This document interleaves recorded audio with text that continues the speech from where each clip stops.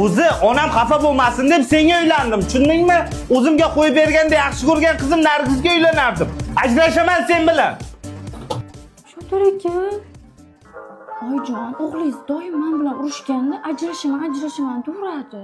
E'tibor bermang. Bitta farzandli bo'lganingizdan keyin hammasi yaxshi bo'lib ketadi. Jonimga tegib ketding. Qo'lingdan bitta ish kelmaydi. Men dazmol qilinmagan. Ajrashaman sen bilan.